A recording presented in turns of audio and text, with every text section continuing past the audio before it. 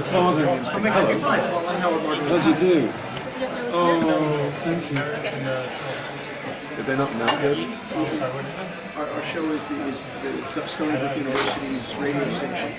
The second longest running social radio show in the world. And then I'm on it. That's fantastic. We've interviewed John Pertwee, Sylvester, Colin. So Pertwee himself was here, wasn't he? 86 and 93. Fantastic. And Colin was here right after he got fired in 87, 25 years ago, and Sylvester was here. So does that mean I've stood on the same stage as Pertwee? In that lecture? No. That building didn't That exist. building didn't exist back then. So, sorry to say. See, we're all fans. We're all fans at heart. Yeah, Pertwee would have been in where the dealer's room is. Yeah. There used to be a platform set up there for media speakers, because the dealers always like the idea that people have to come to the dealer's. What's this? This that's is, the mic. I'm old school. I'm using cassettes. Turn it on. Just turn it on. And this is a Green Lantern ring. That's so nice. So. That's nice. Okay. This is Phil. He's my webmaster. He records our shows on. You gave us a great weekend, Paul. Thank you so much. Yeah, well, it's been I'm going to have to sleep fantastic. for a week afterwards, but it was worth it. Well, it was awesome for us. We appreciate every minute. The atmosphere is fantastic. If you were able to join us, Sylvester, turn this over to you. Well, yeah, and Sylvester said to me, he said, I'll try and make this as simple as possible. He said, there's conventions, it's Stony Brook, that's my favourite convention. He said that. He said, it ain't the biggest, it ain't the smallest, he said, but it's somehow, and he said, it's spread out. Here it is, a suit. I like that suggestion. Really? I'm like, Yeah. it just pops around. Go, he said, you won't regret it. You won't regret it. I'm Yeah. amazed at his memory. I interviewed him in 1988. There was a photographer named John Manzo who took shots of us during the interview, and I ended up taking one of the shots and putting it into I'm not optometrist, that's and in our school yearbook, we get to design on pages, so I took a shot of me and Sylvester, and I said, one doctor meets the other. And so I showed it to him when he came here 3 years later. I showed it to him. He had never seen a photographic yearbook before because they don't have them anymore. No, they don't. And he's like, what is this? And he's never seen anything like it. So he remembered. 3 years later when he came back to the Icon the second time, I was standing outside the green room and he was all the way in the back and he goes, Howard, hello, how are you? And I was like, my God, you remember it.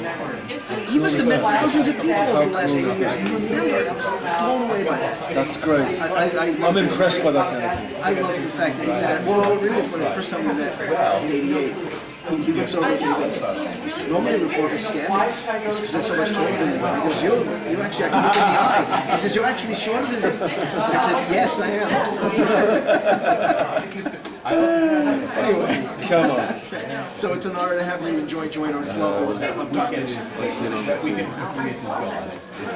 This is Howard Margolin, along with Phil Merkel here in the green room of Icon 31. Speaking with Paul McGann, the 8th Doctor from the 1986 TV movie Doctor Who. Well, it says on your IMDb page that even though you watched Doctor Who as a kid, you weren't particularly a fan of the show. How much did that past viewership but not obsessive fandom influence your decision to take the part when it was offered to you in 1995, I'm guessing? It was offered in 95. That's a good point because I knew what I knew, but I quickly realised when I was offered the role that there was, of course, by that point there'd already been 20 odd years of the programme, of the mythology of the programme, the importance of it to the people that loved it, and I didn't feel like I was among those people. And I would watch it almost as a much of course as a kid. Most often it was the only thing that was on the television. We grew up with 3 television channels, so it was more like event television. In those days, my father would circle 4 or 5 programs in the newspaper. Another being your evening. That's watch them after Doctor Who was always one of them. So I knew what I knew. But, it was part of the subtle pressure. Well, they were doing that. My initial skepticism about my own suitability for the role, because I felt that I didn't know enough. I was quickly disabused of that. Phil Siegel was kind of gracious enough to say, no, he said there'll be time, you can learn that stuff after. There's time to learn that stuff. And I'm still learning it, 16 years later. I find myself often at these conventions really playing catch up, and I'm kind of famous now for making gaffes, with regard to mythology and memories corrected. So that's good. I don't know. So the legacy of the program actually was a negative factor in your decision to accept the role. Oh, it's negative. Well, yes, I suppose technically speaking, yeah. At the time, because there was a rumor around that year, we knew, despite Dr. Who having been his elbow shelved by the BBC in '89, there had been a rumor going for over a year about the actors in the there would be some kind of revival, maybe a movie. But Eric Hyden's there were a few other names, but I remember Eric Hyden's name stuck out. And of course, back then, someone like Eric Hyden, you could, oh yeah, of course, you can see it. He corresponded almost exactly to his version of Doctor Who. He was an actor, he was well known, he had the look, he had the likeness, he had the comedy. And I didn't. I just felt that I didn't. So partly was comparing myself notionally with that guy. Since I can see, what do you come to me for? I'm a serious dramatic actor. Kind of thing. I felt, no, I've seen you in something I really want you. So we spent a few months kind of negotiating. He wore me down. That's how Your costume always reminded me mostly of what John Hopkins as when he was the Doctor. Was Pertwee an influence on your Doctor? Like Tennant says Davison was his biggest Take your influence. car. Which of the past Doctors most influenced your portrayal? Take your None of dogs. it. And I specifically, again, this was in the spirit of our adventure, so to speak. This was going to be, we were trying to get the thing. It was a pilot from North America. We were trying to break new ground with it. I suppose I took that as carte blanche to ignore, in that sense at least, what had gone before, not to be too influenced by the previous incarnations.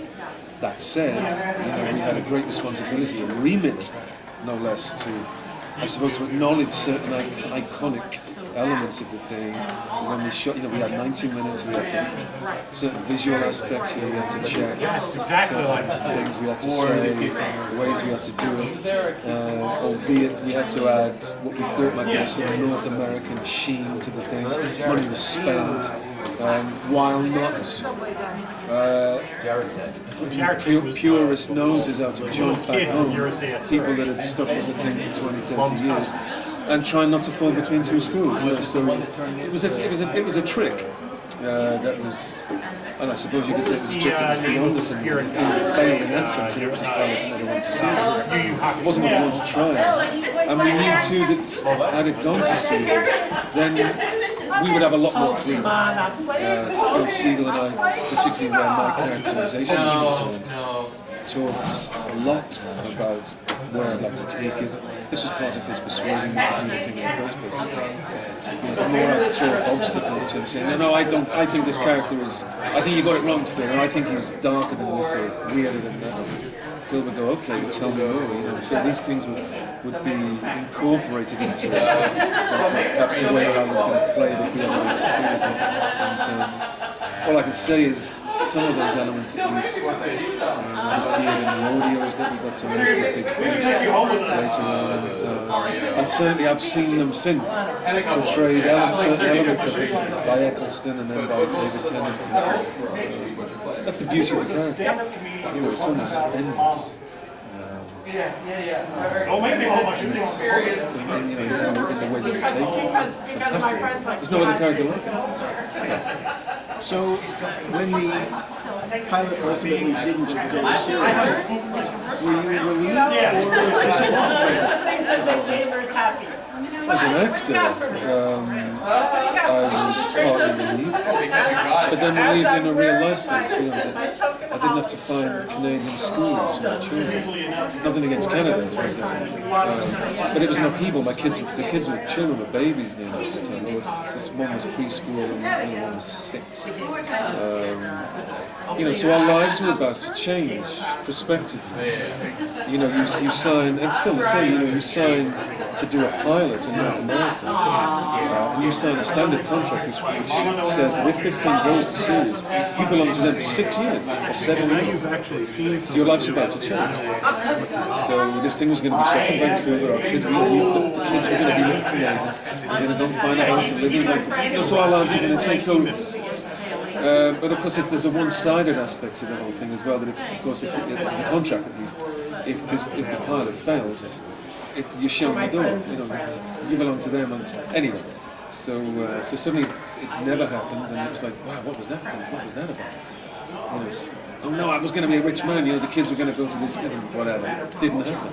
So relief in that sense. The relief's tempered, but also, but I felt disappointed because Phil, particularly Phil Segal and I, after these discussions that we had, and once I agreed to do it, I turned all my energy and emotional energy towards trying to do it. And then of course you're left high and dry. So there was disappointment there, yeah, certainly. I know, so not doing a series of Doctor Who freed you up to play a lot of roles in 1996. And Phil, I believe you had a question for Paul regarding that in particular. Well, I asked you this one on the panels, Paul. In 1996, you were in Catherine the Great as Potemkin. You were in this Operation Desert Storm movie, portraying Chris Ryan in The One That Got Away, which I haven't seen, which sounds awesome. You did Merchant of Venice. Yeah. And animated David in David, and saw the voice of David. So you were biblical and Shakespeare and all those things, and then the Doctor. Yeah. So you went on the roundabouts or whatever that expression is, you lose on the same. So that was it. Had I not lost Doctor Who, I could have done those things, such as a lot. It's nice to hear those things. I never read my CV. Why would I want to read my CV? Why would I want to see myself on television? But it's nice to hear that. It sounds like an amazing year. It was a great year, actually. It's a good year. Acting is one of those careers that well, it looks like a career, it builds behind you. It's only when someone reads out what you did that it looks like it was planned. Yeah, you look clever, you knew what you were doing. When in fact it was all just, you took it because it happened. You won the lottery. You won the lottery. But that was a good year. Overall, there's not a lot of science fiction in your CV. And since you're not a particular fan, what are your personal pluses and minuses to playing science fiction roles? Though I wasn't a fan, I wasn't that science fiction kid. One of my brothers is, he read a lot of science fiction books. They were always around the house, and that's his thing. I got my own thing. But I've latterly come to realise, as a performer, that the beauty of a lot of working in science fiction is that the boundaries are almost endless. It's very aspirational. There's a lot of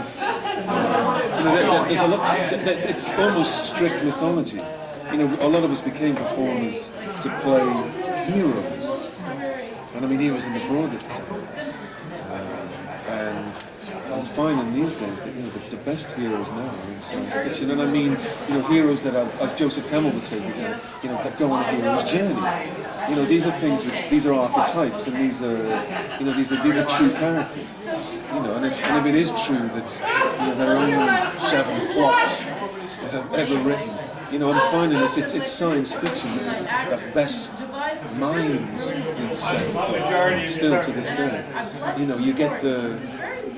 You get true stories still. You get things which are almost sort of Greek tragedy, and then the next day you get things which glorified westerns, and they're all there. They're all there.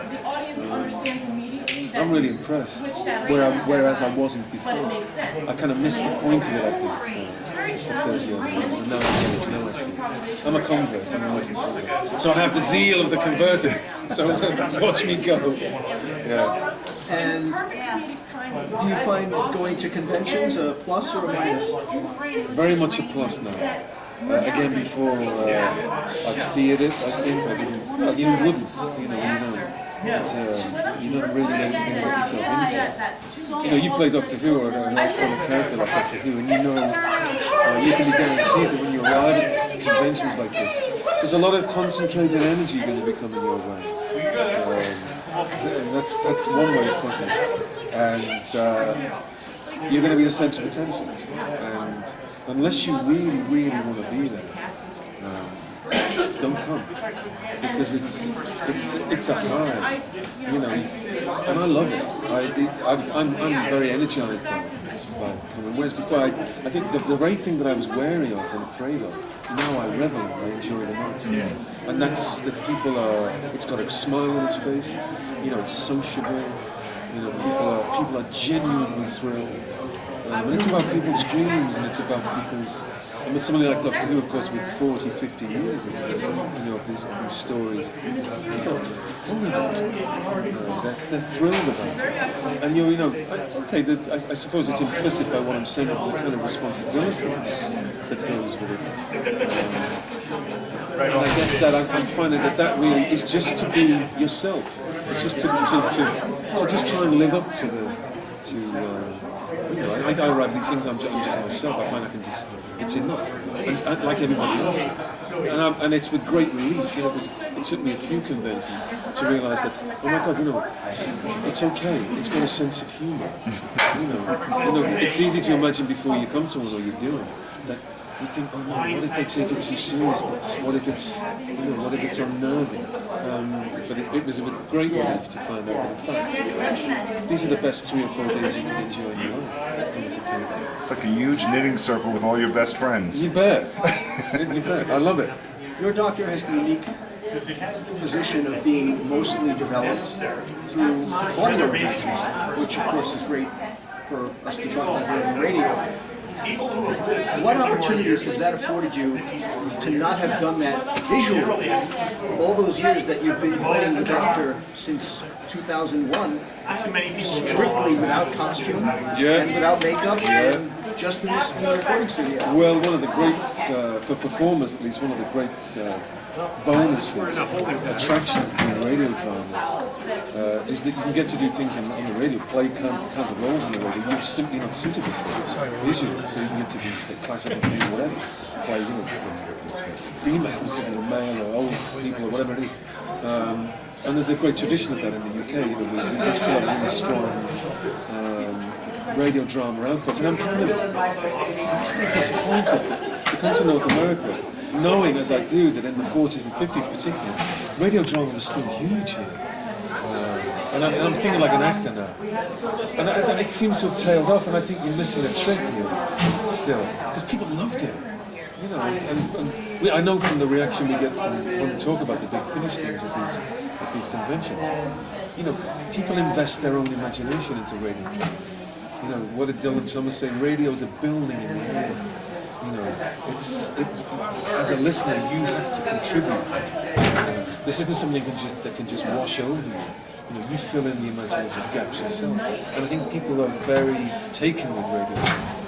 And I can, like I say, as a performer, it's luxurious. It's great. And strictly speaking about the big Finnish audience, of course it's given me and others time to latitude to do some of the things perhaps that we couldn't get to do on the screen. You know, in some of those elements of the Doctor Who stories. Certainly in my case, we never got to shoot because we only ever played it. And long may it continue. It can grow as old as I am. And is there any chance that we'll see you don the Doctor Who costume again in any form, in the visual medium? It's so tantalising, isn't it? You know, again, one of the things about Doctor Who is this, you know, having lived so long, is that every year now seems to have some salient anniversary about to happen. You know, next year is the big one. This is the 50th. I'm just waiting for the phone to ring. Really, that's all I can say. Since I walked the set of the pilot in '96, they've never called me. You know, of course I've worked on the audios and come out and I love that. But of course I've never been involved in anything at Cardiff. So I hope they do call me. I'd go back like a shot. You know, and anyway, they owe me a regeneration. You know, that's, they owe me. And in the meantime, what is the next thing that we can look forward to seeing you at on television? A couple of things. I just finished the thing.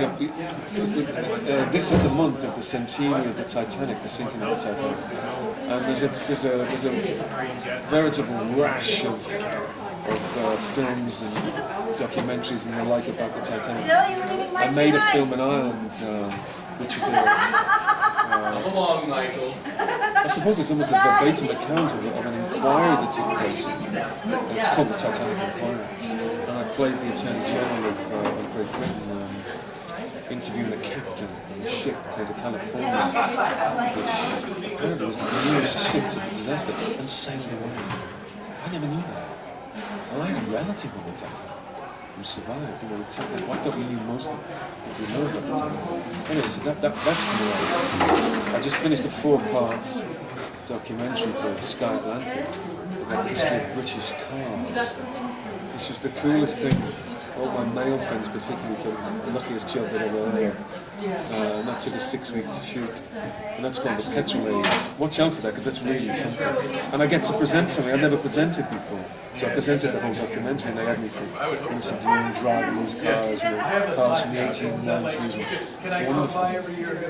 So that's about to come. So that might be that's a little fork in the road in my career. You may see me doing more documentaries. I like that, I hope so, because I really enjoy it. Well, I've enjoyed speaking with you. Thank you very much for your time, and I hope you've enjoyed your experience at Icon. My pleasure, and I'm assured, though I've begged on my knees already to come back to this place in another year, and I really hope it happens. The best of luck. Your two previous predecessors have given us station IDs. Okay. And if you wouldn't mind reading that, I would appreciate it enormously. If you don't go over it, if you could change anything you want. I mean, Well, yeah, if I could change anything, it would be to bring my spectacles. But if I hold it, yeah, I can see it now. Oh, my own from there. that's my life. That's why I'm an interest in real life. That's exactly what I do. Destinies, the voice of science. Right, and that's 90.1 FM. Okay, set your time to 90.1 FM, WUSB, Stony Brook on Fridays, 11:30 p.m. and have your own audio images. Okay. I figured I did it in everything about you, the human and the That's well written, man. I tell you what, this is my living, this is my day job, and that is well written, let me tell you. Thank you so much. Some of the things I have to rewrite as I'm going along. I try to pay attention to that. Hello, this is Paul McGann, the 8th Doctor Who, and nothing appeals to both my human and alien sides than Destinies, the voice of science fiction. You know something? I just realized something. That's right. Nothing appeals like than. Nothing appeals more than. More than. Yeah. See, I'm faithful to your writing. I was my mistake. You should put more than. Yeah. I apologize. The more is silent, as in... Yeah, I apologize. Okay. As you were saying. Take 2. Hello, this is Paul McGann, the 8th Doctor Who. And nothing appeals to both my human and alien sides more than Destinies, the voice of science fiction. Set your TARDIS to 90.1 FM WUSB, Stony Brook, on Fridays at 11:30 p.m. and have your own, all new, audio adventures. Thank you. Thank you. Awesome. I'm working, man.